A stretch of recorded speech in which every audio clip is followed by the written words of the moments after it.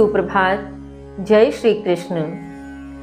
कल अध्ययन किए गए श्लोकों के माध्यम से हमने समझा कि काम व राग से रहित बलवानों का बल भी श्री कृष्ण है, तो प्रत्येक उस प्राणी के भीतर का जीवन जो धर्म के अनुकूल आचरण करता है, जो धर्माचरण के आधार पर अपना जीवन यापन करता है, उसका जीवन अर्थात उसके भीतर का प्राण स्वरूप श्री कृष्ण ही है।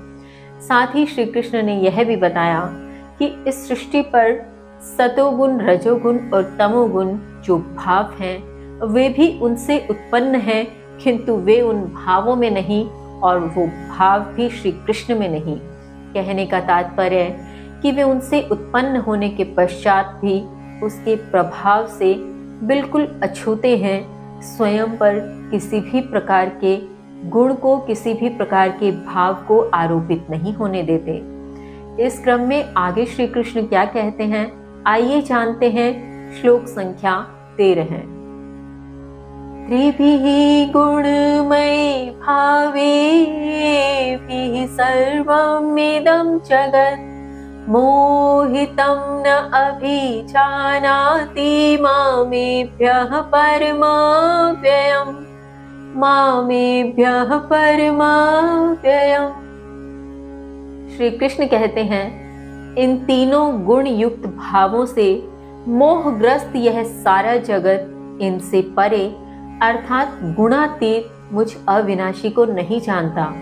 भावार्थ, यहाँ श्री कृष्ण गत श्लोक का विस्तार करते हुए कहते हैं, जिस श्लोक के माध्यम से हमने यह समझा था कि सतोगुण, रजोगुण, तमोगुण तीनों ही श्री कृष्ण से उत्पन्न हैं, किंतु वे उससे प्रभावित नहीं हैं। उसी श्लोक को विस्तार देते हुए श्री कृष्ण कहते हैं कि यह जो तीनों गुण हैं, इन गुणों से युक्त मोहग्रस्त होता हुआ यह सारा जगत इन्हीं गुणों से परे मुझ गुणातीत अविनाशी तत्व को समझने का प्रयत्न नहीं करता, मुझे जानने का प्रयत्न नहीं करता।